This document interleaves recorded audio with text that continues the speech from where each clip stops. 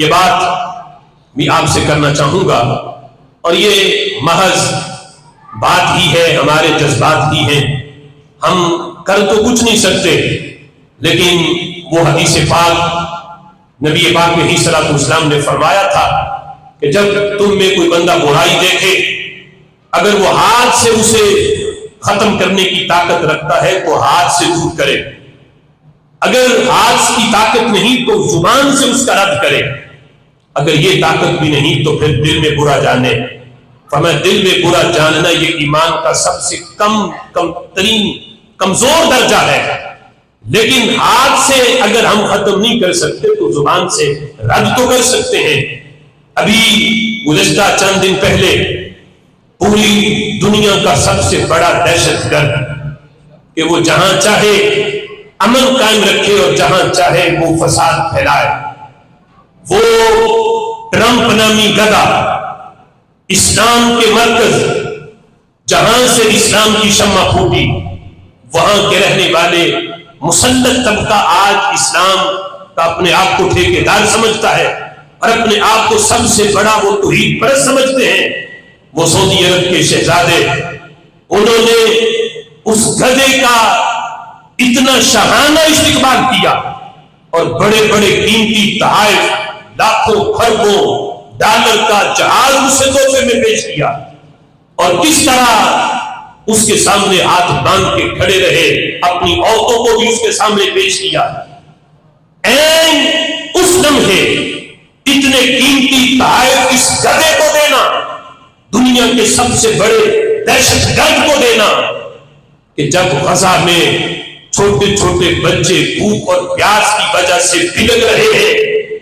ان ماؤں بہنوں کی آنکھیں کس طرح چیخو پکار کر رہی ہیں، وہ چھوٹے چھوٹے بچے بھوک کی وجہ سے ہڈیوں کا ڈھانچہ بن چکے ہیں، ان بے غیرتوں کو، ان شہزادوں کو وہ بلکتے بچے نظر نہیں آئے، اور اس گدھے کو اتنے تحائف دینا انہوں نے یہ ضروری سمجھا، اور غزہ کے اندر لوگوں کی جو صورتحال ہے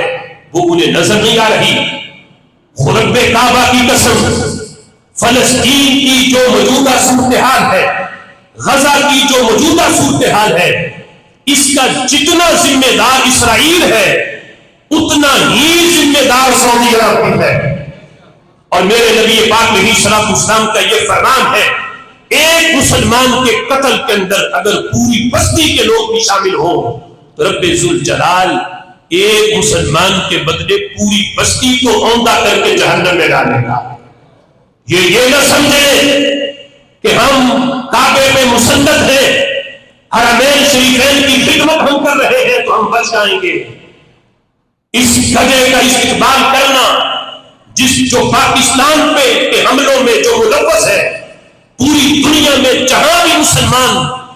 کفار کے ظلم و ستم کا شکار ہے، ان کا سبب یہ بندہ ہے، ماسٹر مائنڈ یہ بندہ ہے۔ پوری دنیا کے مسلمان جس کی وجہ سے تکلیف کے اندر ہیں، آج وہ سعودی عرب جو ہے اسے تحائف دے رہا ہے۔ کہاں مر گئے وہ سعودی مفتی، وہ توصیف الرحمان، وہ مظفر نامی، وہ شیطان، وہ لال غلام والا کہ جسے گنبد خضرا سے کوئی الٹے پاؤں پیچھے پلٹتا ہو تو اسے شرک نظر آتا ہے۔ آج ٹرمپ کے سامنے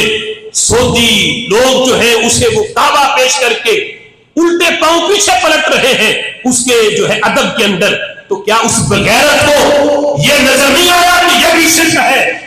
گنبد خضرا میں جو پلٹے الٹے پاؤں تو پھر ان کے فتوے متحرک ہو جاتے ہیں، وہ بغیرت بھی بھونکتا ہے کہ ایسے الٹے پاؤں پیچھے پلٹنا یہ شرک ہے۔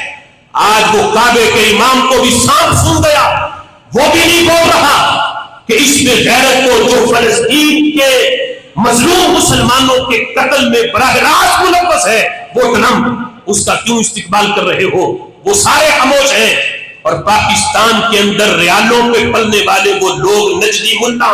وہ بھی خاموش ہیں۔ پتا ہے اگر ہم بولیں گے اپنے آقاؤں کے خلاف تو ہمارے ریال بند ہوں گے، ہمیں کسی کا خطرہ نہیں، اس لیے کہ ہم ریالوں پہ نہیں، ہم گنبد خضرا کے روحوں پہ بنتے ہیں، اس لیے ہم ببانگے توڑ کہتے ہیں، ویزے بند کرنے ہیں تو کر دو، बबांगे दोहल कहते हैं। रब्बे जुल जलाल जहन्नम के जिस गड़े में जो है इसराइल को डालेगा, ट्रंप को डालेगा। ऐ सऊदी शहजादों, अगर तुम्हारी सूरत हाल यही रही, जहन्नम के जिस गड़े में ट्रंप ने जाना है उसी गड़े में तुम भी जाओगे। ऐ मोहम्मद बिन सलमान सुन लो, जहन्नम के जिस गड़े के अंदर ट्रंप गिरेगा उसी गड़े के अंदर तुम भी गिरोगे। इसलिए कि तुमने ऐसे लम्हात के अंदर तुमने फलस्तीन के साथ खड़े होने की बजाय, उनका साथ देने की बजाय तुमने इनकी हिमायत की जो उनके ऊपर जुल्म कर रहे हैं। तूने ट्रंप का साथ दिया। इसलिए जो जालिम का साथ देता है उसका हाल भी जालिमों के साथ ही होता है। अल्लाह ताला इन्हें समझ की तौफीक अता फरमाए।